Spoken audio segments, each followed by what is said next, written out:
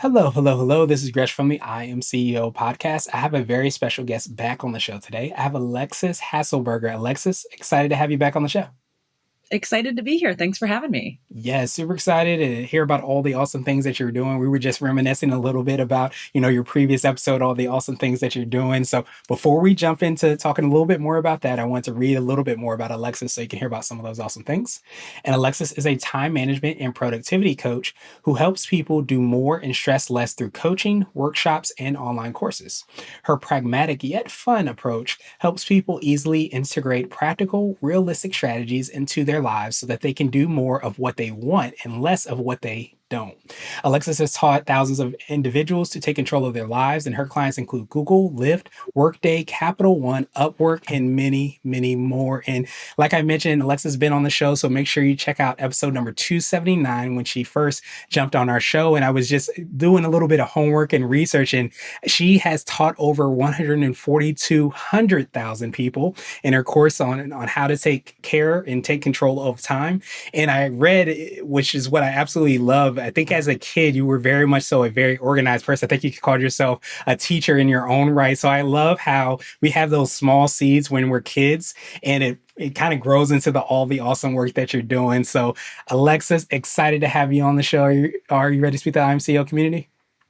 Yeah, I am really excited to be here as well. Awesome. Well, let's get it started then. So to kind of kick everything off, I wanted to rewind that clock a little bit, hear a little bit more on how you got started, what you've been working on since the last time we spoke. Yeah, well, last time we spoke, I was like in the baby stages of my business, and I'm maybe now in the toddler stages of the elementary school. I don't know, but it's been a few years for sure. And so, I think when we spoke last, my main offering was one-on-one coaching, and that's what that I had been doing, and that was a fantastic place for me to start. And I still do a lot of one-on-one coaching, but I also have a group coaching program that I run a couple of times a year. I have 4 online courses that are available, and I also have I do a lot of corporate workshops and trainings and work with corporate clients as well. And so, it's one of those things. Looking back, it's like you always wonder when you look at other people's businesses, wow, like they have so many pieces, and like how do they do that? And then you start doing that, and you realize, oh, they did it just a teeny tiny bit at a time. Right. Yeah, I love that you said that. And that's one of the things I absolutely love about having guests back on the show to kind of see what were those teeny tiny steps that end up being really big things that you're doing. Because we don't see all that. We see the snapshots. We see, oh, Alexis is doing, she's taught courses to so all these different people. Like we don't realize that it doesn't happen overnight or at a snap of a finger. Right. It definitely does not. Right. And many of the things, I don't know about you and other guests that you have, that many of the things are not things you could have planned for. Mm. Right. It's like with online courses, someone from Udemy reached out to me and said, hey, we don't have a great time management course for our business product. Like, would you be open to creating one? And at that point, I had never even taken an online course, right? Like, I had no business. Like, I was like, sure, why not? Like, somebody presents you with an opportunity. And then little did I know that, like, that would actually become quite a significant portion of my business and something that I really enjoy doing. Yeah, absolutely. You get to, I imagine, reach and connect with so many more people because you're able to take that knowledge, genius, expertise you've been able to grow and then have that now in course form. Yeah, exactly. And I think that, that's exactly right, is that not only with those am I able to reach people all across the world, like I have, people reaching out to me from India and from, like all these places that are taking my courses, Mhm. but also that having options at a variety of price points for a variety of levels, I think has really been important for me as well, because I want to provide services to as many people as I can, and also one-on-one coaching isn't always something that is accessible to everybody, right? Group coaching isn't always something that's accessible, and so having being able to have something at a variety of price points that still serves a common need, I've found to be really helpful. Yeah, and I think that speaks so much to, I guess, us as humans, and like there's so many different ways that we can take in content or information, but also even learn.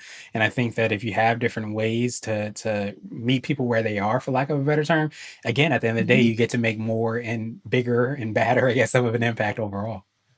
Yeah, I think so too. And to me, it's just like it's such a rush when you get like a LinkedIn comment from someone that's like, "Hey, I just wanted you to know that I took your course, and like since then I've gotten a promotion, and Mm. it's because of these practices." And you're just like, "Wow, like I never would have been able to interact with someone halfway across the world without something like this. Yeah, absolutely. I just want to hammer home that, when you said Udemy reached out to you, one of the things you said, sure, why not? And I think so many times we have those opportunities that might be knocking on the door, looking not in ways that we thought that they would look, but still by saying, sure, why not?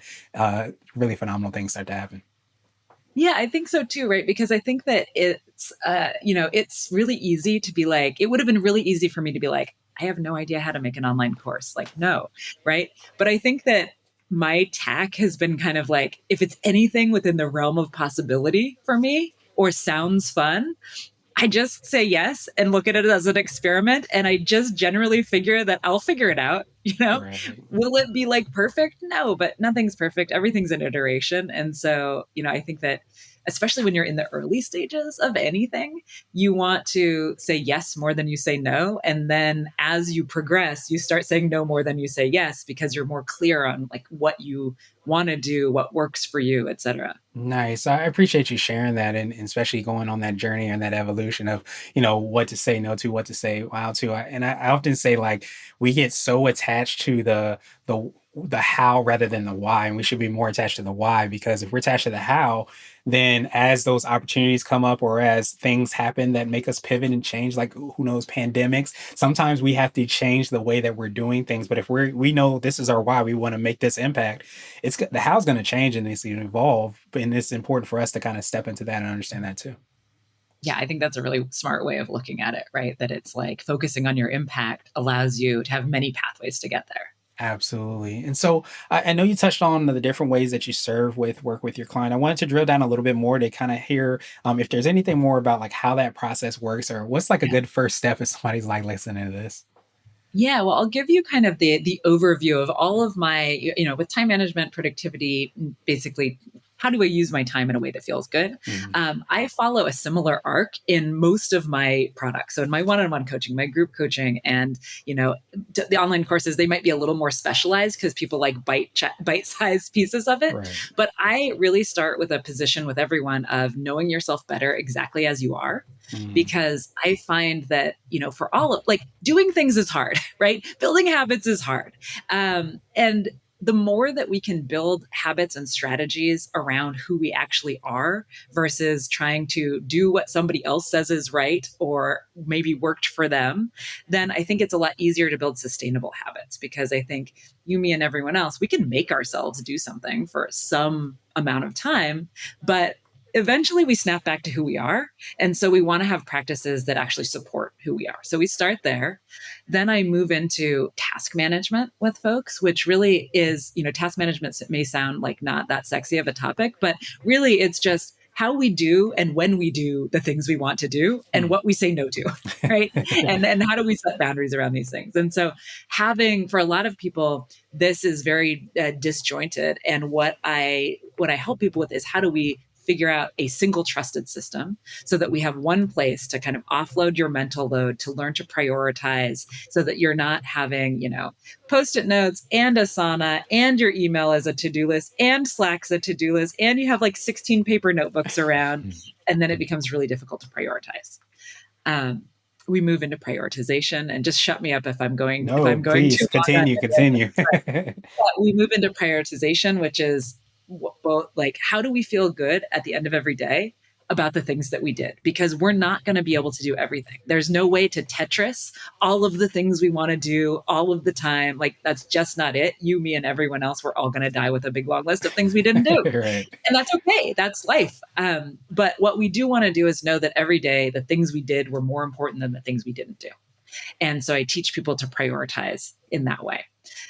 We move into planning, because planning is also, I really believe in separating the planning from the doing, because oftentimes when we are just kind of doing what comes our way, we're not thinking about it from a strategic level. We're just kind of batting the balls away as they come. And that's how we end up feeling like, wow, I worked all day, but like, what did I actually accomplish? Right. We move into our tools. We get really tactical. We get, inbox zero, Slack zero, Mhm. working with our documents. Like, where do we keep them? How do we find them easily? What technology tools are we using? We move into habit building, because I think habits, we like to think that, if I just have the willpower and the motivation, I will make this habit. And those are fleeting resources. So I use a lot Right. of science backed strategies to help people with habits. Almost done. We move into efficiency. So, how do we say, okay, I have a certain amount of hours that I want to devote to work, right? How do I make those as efficient as possible so that I don't find work bleeding into all the other elements of my life, or even efficiency at home? Like, we all have life work that needs to be Mhm. done, but I'm sure we'd rather be doing something else. And so, how do Right. we make that more efficient? And then finally, we end on focus. And so, sometimes people think that's a silly, like, why would you end on focus? Wouldn't you start there? But a lot of times we don't know what to focus on until we've done these other steps. And so I think of focus as both removing as many distractions as we can, and also how do we find focus in a scenario where we don't have any distractions, right? Have Right. you ever been alone in a room, your phone's not even in the room, nobody's there, and you still have Like, trouble what do I do? focusing? Yeah, what am I supposed to do Yeah, now? right? I've been Yeah. working for this. And Now what do so I do? exactly. And so we have practices that we work on around how do we kind of create focus out of thin air when we need to. And that's kind of the deep way that I work with folks in a variety of different modalities. Nice. I truly appreciate you for breaking all of this down because I think so many times when we're thinking of being effective and efficient and all the things that need to be done and all the things that we want to do, we sometimes don't have that awareness around like all the different modalities. And you use the word, and I don't know if this corresponds with how you have everything broken down. You said the word journey. Do you find Mhm. like this is, of course there's steps, but do you think that as you, I mean, imagine like if you go through a life change where maybe you get married or you have kids or you get a new promotion, a job, you start to have to go back through that process or go through that journey because it changes certain things. Yeah, I think you're really right. Like, a lot of things that are cyclical, Mhm. right? We often will need to kind of go through it. We'll maybe not need is the wrong word, but like we want to, right? Right. Because what I often say to a lot of my clients is after our initial work together, that like they may want to revisit the work that we did, kind of go through the materials, just look at them every 6 months to a year, because they may find that, oh, there's something that they were doing before that just kind of fell off and it was working really well when they were doing it, and maybe they want to recommit to it.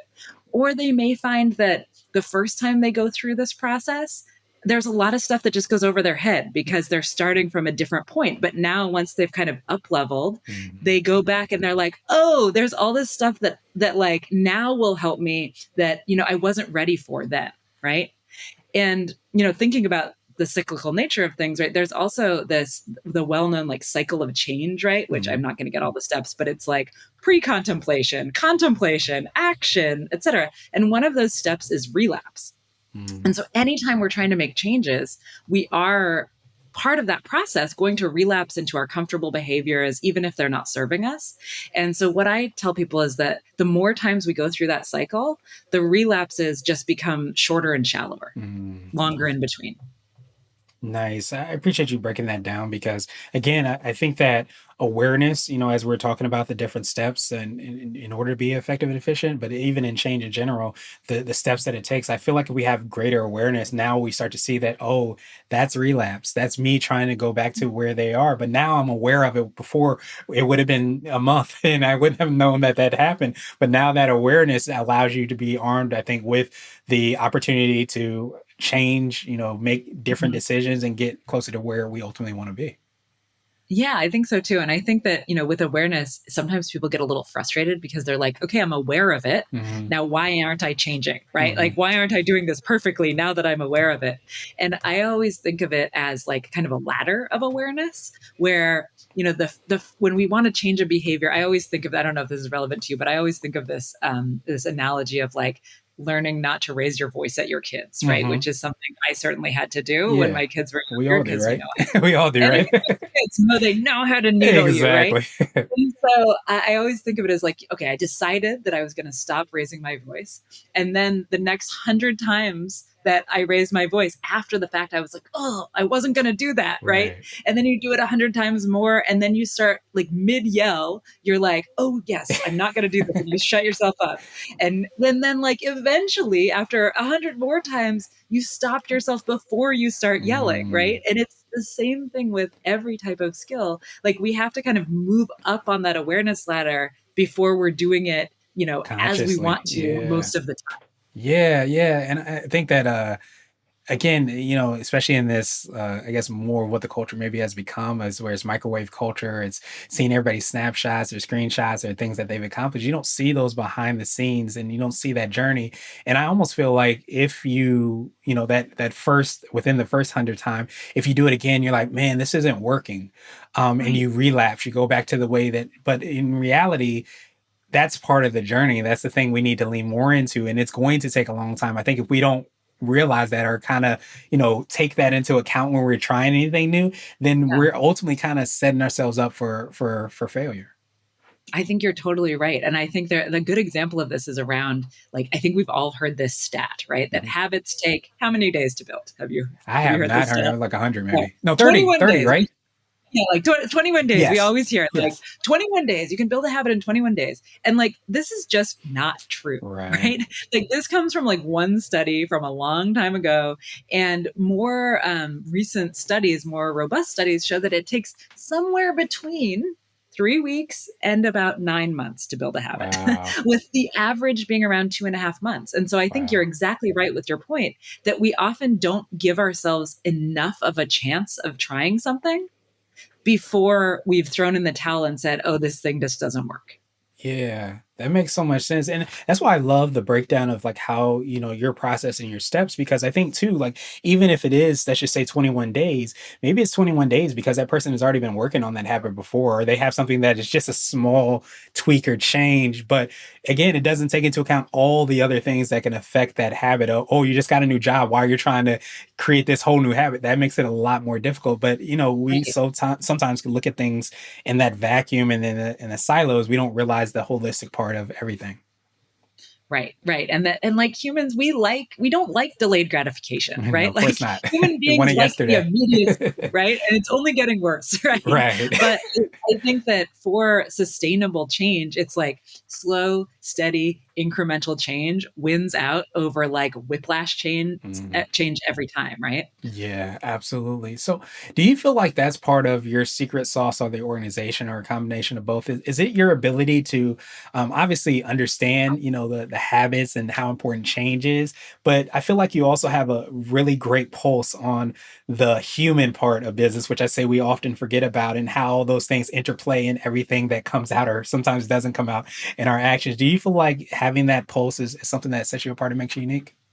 I think for me it's necessary actually Mm, for the work that I do, because I think that, with skills around organization, time management, productivity, et cetera, it's not like people are not having trouble with this because they don't know what to do, right? I mean, sometimes they are, but oftentimes it's like they have read all the books, they have like tried all the things, and there's still reasons that it's not working for them. And so maybe they need, sometimes it's that, as we talk about this journey, I have reordered things over time to have kind of maximal effect for people. Like I found that, I used to have some things we would do before, and I'm like, oh, no, no, this has to come before, because if you don't have this in place, then it's really much harder to do this other thing, right? So sometimes it's like people just need you to take them on that journey. And then also there's often like emotional blockers for mhm. why we're not doing things. Like when we're procrastinating, it's not usually like for some technical reason. It's Right. often because like there's fear involved, right? Or there's anxiety, or like imposter syndrome, or there's a lot of things having to do with why we don't do the things that we quote know are right, right? Yeah. And so I think that if we don't address the human side, then we're probably not going to make a lot of progress. Yeah, absolutely. And that's why I love that. I just want to reiterate that part where you said, how important it is to know yourself and know exactly who you are as you are.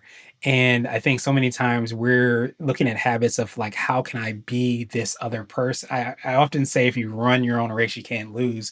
And I think Yeah. so many times we are trying not to run our race. We're trying to run somebody else's race. We're trying to get in that lane. I'm going to do what he or she has done to be successful. And we don't Yeah. honor ourselves. And I think we're setting ourselves up for a losing battle by not staying true to who we are and then kind of growing and building out from there. Right, right. And it's really, I mean, just to give a really simple example of this, right? Something that you probably hear in the entrepreneur community all the time, and I know that I do, and especially in the productivity world, is like the way to win your day is to wake up early and to like exercise and to do your morning pages and to like have an hour peacefully by yourself and blah, blah, blah, right? Which I am sure works really well for the people who espouse this, right? And then there are people like me. I am a night person. I have always been a night person. I have children, so like I have forced myself to get up early, for many years. Mhm. However, as soon as my kids got independent enough to start, getting to school by themselves, I am now getting up after my kids. And like I haven't even taken a shower in the morning in the last like 25 years. Like I shower at night. It does not mean I'm not a productive person. It doesn't mean I don't exercise. It doesn't mean I don't reflect. It's just that, like, if I were to try to force myself to do that stuff in the morning, I would be feeling bad and feeling like I failed over and over and over again. Mm. And then that's a cycle once you get into that space that it's harder to get out of because you're beating yourself up over the things, even though you might be doing things pretty good or okay. If you're not seeing the results that you want, then you just continue to kind of do it. I think that's so powerful, and I feel like there's not enough. I myself, I consider myself a night owl, but I've been getting up earlier. But I feel like there's not enough narrative around the night owls and how that is and can be beneficial. It's always like the person that gets up at 4 a.m., 3 a.m., 2 a.m., whatever time it is that I can't, I'm literally tearing up by thinking about it. Yeah. It's going to lead you to success. And I think that when we say there's only one way to success, again, we're not setting ourselves up for a success. Right. Right. And we're not kind of valuing the diversity in this world that Mm, like we are all different. yeah. And like that's not a bad thing at all. That's a good thing. We Yeah. can learn from each other. We can like value what each of us have going on. And I think like sometimes when I work with teams, I do a workshop about personalized productivity and kind of learning about yourself on a bunch of different scales. Mhm. And I think for me, one thing I love about that is that one huge takeaway when I do this with a team of people is that they learn I'm not right and you're not wrong. We're just different. Mm. Right. And then how do we interact with each other knowing that those differences are completely valid? Yeah, and that's huge, especially for teams, because I think so many times we have our vantage point of how we view the world, how the what's right in the world, what's not right in the world, that we Mhm. sometimes don't even open ourselves up to those conversations on how we can be iron sharpening iron, and those two things can go together to create something completely different, but is not either or. It's actually both, and it ends up being Right. better. Right. Yeah, I think so. Awesome, awesome, awesome. So I wanted to switch gears a little bit and I wanted to Yeah. ask you for what I call a CEO hack. And we might have already mentioned this a little bit, but it could be like an app, a book, or even a habit that you have. But what's something that makes you more effective and efficient? Okay, so I think that the number one thing that I would say is having a task management system, right? Mm, So having an app that works for you. I can certainly share what my favorite. I've reviewed probably please. 50 different task apps, and my favorite task app that I recommend to almost everyone, unless they have something they really love instead, it's called Tick Tick. Ooh. Or so it's not TikTok. We know that. I mean, as much as we love TikTok, Yes, that doesn't really help with our productivity not most of the necessarily. not, but TickTick, Tick, and what I love about this app is that it is really easy to use. So you don't have to spend a lot of time like learning and taking tutorials. Like pretty much out of the gate, you can just use it. But it has a lot of functionality. So if you want to go deeper, you can do all the things that like all the fancy things have.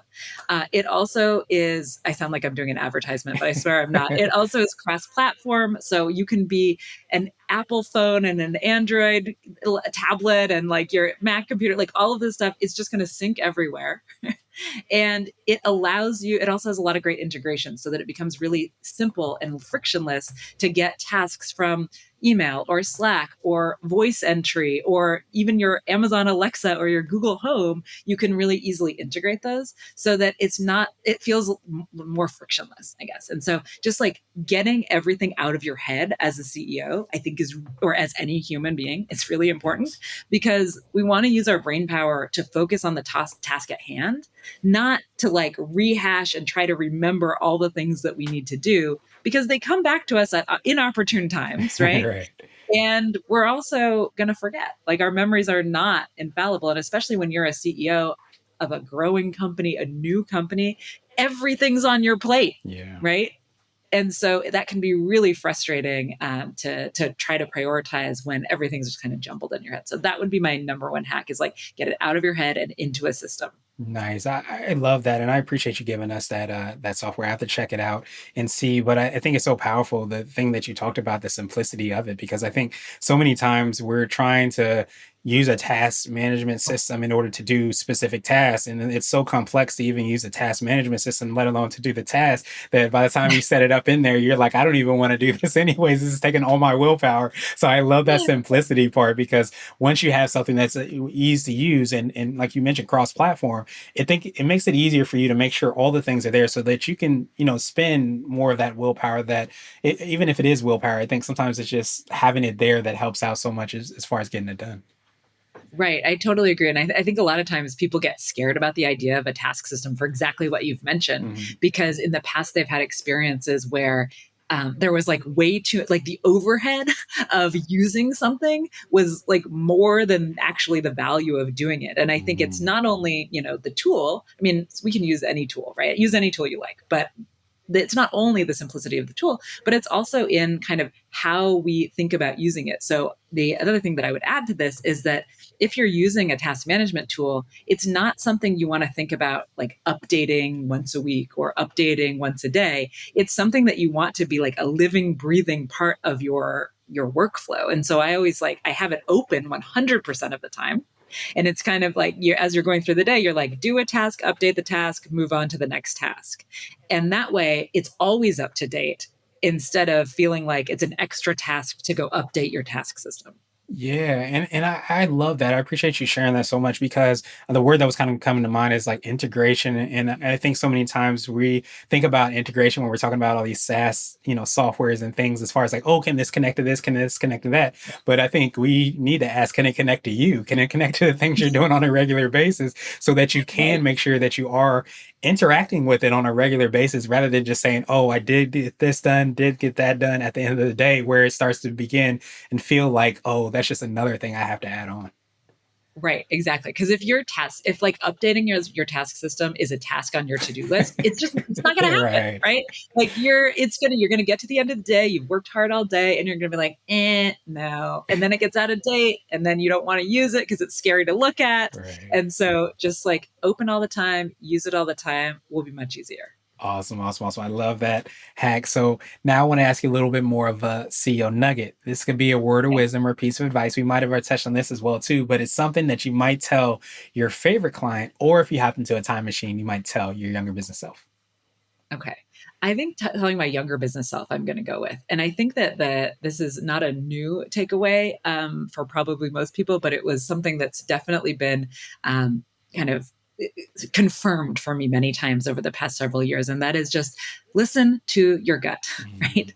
Like there have been a number of times where, or I would say two times where like, say I've taken on a client and I knew in the first intake call that it was just not going to be the right fit. I felt it.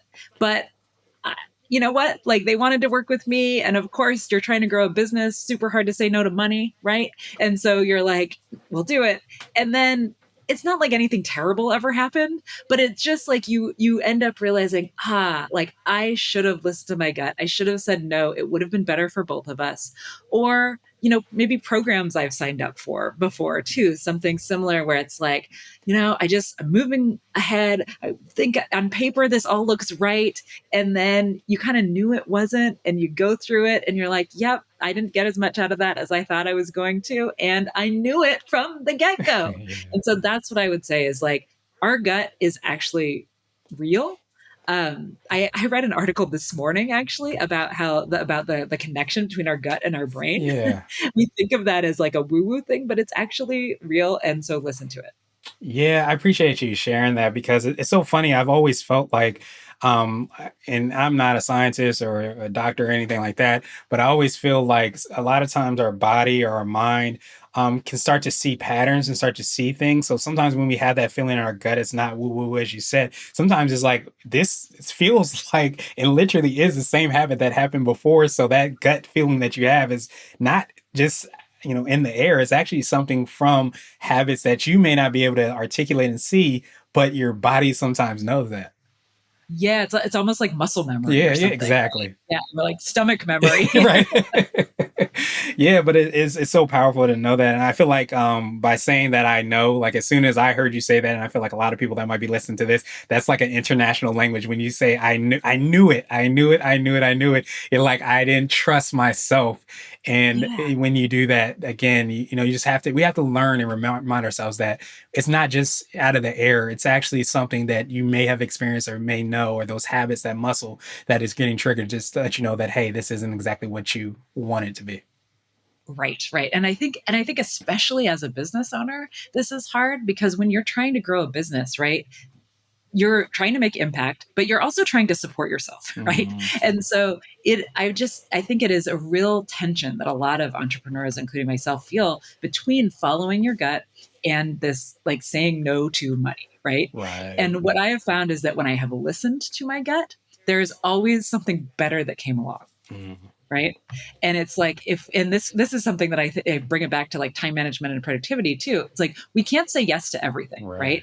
And so if we say yes to things that ultimately are not going to serve us, then we don't have enough space for the things that do serve us or for the other opportunities that might be better for us. And Yeah. that's hard, I think. It definitely is hard, and it takes looking at things and acting on things in a completely different way. I think I read this quote where it's saying like you're not just saying yes to this opportunity, you're saying no to all the other things because your space, your time, your focus, your energy is going to be here. So understand that by saying yes to these things, you're potentially or this client that maybe not quite right, you're saying no to all the clients that could potentially be your dream and ideal clients. Right, exactly. And it's hard to make that leap of faith when you're kind of running things on a shoestring, right? Yeah, absolutely. And I feel like just like we talked about the journey with the time management, I feel like that's also a journey that we kind of have to, you know, pay homage to and pay attention to our own selves. Yeah, I think so too. Yeah. Perfect, perfect, perfect. So now I want to ask you my absolute favorite question, which is the definition of what it means to be a CEO. And our goal is to have different quote unquote CEOs on the show. So Alexis, what does being a CEO mean to you? So to me, being a CEO means that I get to spend every single day waking up and working on things that are moving my goals forward versus moving other people's goals forward. And so I think that's the thing that I didn't quite realize would be so impactful when I moved from being an employee of someone else to working for myself, because it's not as though like you have less work when you work for yourself, right? Like you're still incredibly busy, maybe even more so, because you have more kind of drive and more interest in what you're doing. But I have found that there is just such an ultimate, I don't know, like pleasure Mhm. in knowing that as a CEO, you get to solve your own problems, work on your own goals, move things in the direction of your own future in a way that is just not the same, even when you really love your job and you love the company you're working for and all of that. And so I think that kind of freedom of pursuit, I guess, is the way I would put it. I love it, and it's so gratifying when you step into that. And like you said, it's not necessarily saying that you're stepping into it, and there's going to be less stuff to do. Often there's more. There's more things that you're thinking about and worried about, and having to tweak and adjust and change and all those things. But I think that when you kind of have that. It's like what we were talking about with the whole time management system, the hack, and how you're so integrated with the thing that you're doing. It's not separate from you. It is a part of you, an extension of your purpose, your mission, whatever those things might be. I think it starts to become something that not just that you're doing, but something that it's just like a magnet, for lack of a better term, and you feel called to do that. Yeah, I think that's a really interesting way to put it because I think one thing that I have actually found for myself is that when I worked for other people, my boundary between work and personal was incredibly strong, Mm, right? Like I never wanted to do like I never even thought, oh, I would like to do some work in the evening. Like I didn't check email, I didn't, right. whatever. I didn't do any of that stuff outside of work hours. And when I started working for myself, it like I want those boundaries. Those boundaries are still important to me. But what I found is that they're a little bit harder because I might be sitting around on a Saturday and think, you know what I want to do? I want to go build this program, right? Yeah. And I have to actually pull myself back and stop myself. So I feel like your metaphor of that magnet pull, I think, Right. really resonates with me because I find it actually a little bit harder to maintain those boundaries, not because there's so much work to do, but because it's work that I want to do. Right. And then I have to pull myself back and know that like actually it's really important for me to disconnect from work. It's really important for me to, have downtime. It's really important for me to spend time with my family. Mhm. And so I don't want to do that, but it's a lot harder than it used to be. Yeah, that makes so much sense, and I think that's where you start tapping into the why you're doing it, like you mentioned, the family, or even sometimes to make a bigger impact, like you being able to kind of offer those courses. You might have been saying like, "Hey, I want to do the one-to-one. I want to," but by understanding that, in order for you to really tap more into your why, we have to kind of pull away from that magnet and look at things differently. Mhm. We can kind of attract ourselves to like a different way of doing things. Yeah, yeah, yeah. So I really like your metaphor there. I'm gonna keep that in my mind. Yeah, absolutely. Well, I truly appreciate that definition. Of course, I appreciate your time even more. So, what I want to do now is pass you the mic, so to speak, just to see if there's anything additional that you can let our readers and listeners know. And of course, how best they can get a hold of you, find out about your courses, and all the awesome things that you're working on. Perfect. So the thing that I would leave everybody with is just that there's nothing wrong with you, right? Whatever you are struggling with, whatever you are trying to make happen, like there's not something wrong with you. That most of these things are just skill sets you can learn and habits you can build, and it might take a little longer than you think. And that's okay. If people want to reach out to me, learn more about this stuff, there are a number of ways that they can do that. Of course, my website, alexishasselberger.com, which I hope you'll put in the show notes because it's impossible to spell for people, is a great way to reach me. I also have there a downloadable distraction action plan Mhm. that can help you identify your primary distractions and remove those so that you can gain back hours of time every week for things that you actually want to focus on. So go ahead and download that for free. I also have a YouTube channel, Do More, Stress Less. You can reach out to me there. I post videos every single week, so you can subscribe. And then I'm on most of the socials at Do More, Stress Less. Awesome, awesome, awesome. Thank you so much again, Alexis, for coming back on the show. Of course, to make that even easier for everybody, you don't have to enter spelling bee or anything like that. You'll have the link, we'll have the links and information in the show notes as well, too. But truly appreciate all the awesome work that you're doing, different ways that you're connecting and making that impact. There's a quote, and I don't know if you've heard it, is be yourself because everybody else is already taken. And it's so powerful that I think so many times we can think that we're wrong or we're not doing it right, or just all these things we do to kind of beat ourselves up, that it's so important to realize that we just might have to do a little bit of work in a different way to be able to find out what truly works for us individually. So thank you so much for paving the way and making that possible for so many different people. And I hope you have a phenomenal rest of the day. You too. Thanks so much for having me on.